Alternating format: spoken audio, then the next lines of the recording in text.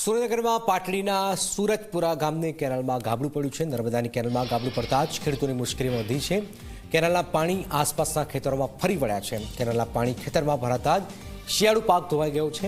જીરું, ઘઉં સહિતના પાક પાણી ભરાવાથી બગડ્યો છે। કલાકો સુધી કોઈ કામગીરી ન થતાં જ ખેડૂતોમાં આક્રોશ પણ જોવામાં આવી રહ્યો છે। આપ જોઈ રહ્યા છો સુરજપુરા ગામની આ કેનાલમાં ગાબડું પડ્યું છે।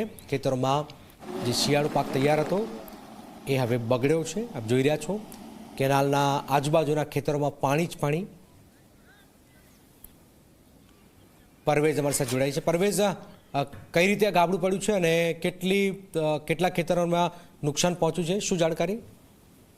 જી, પાટડી તાલુકાના સુરજપુરા ગામની નર્મદા કેનાલમાં ગાબડું પડતા જે ખેતરો છે એમાં પાક છે બેટમાં ફેરવાયા છે। સુરજપુરા ગામના નજીક પસાર થતી ખારાકોટા નર્મદા કેનાલમાં ગાબડું પડતા લાખો ગેનીલ પાણી ખેતરોમાં વહી રહ્યું છે।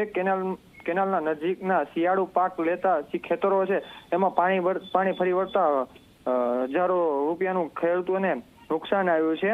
હજારો હેક્ટર જમીનમાં પાણી ફરી વળતા શિયાળુ વાવેતરને મોટા પાયે નુકસાન જોવા મળ્યું છે। ખેતરોમાં પાણી ફરી વળતા પાકને મોટા પાયે નુકસાન થયેલું છે। જી બિલકુલ આભાર। આપ જોઈ રહ્યા છો કે અનેક ખેતરોમાં આ પાણી ઘૂસી ગયું છે, જેના કારણે નુકસાન પણ પહોંચ્યું છે।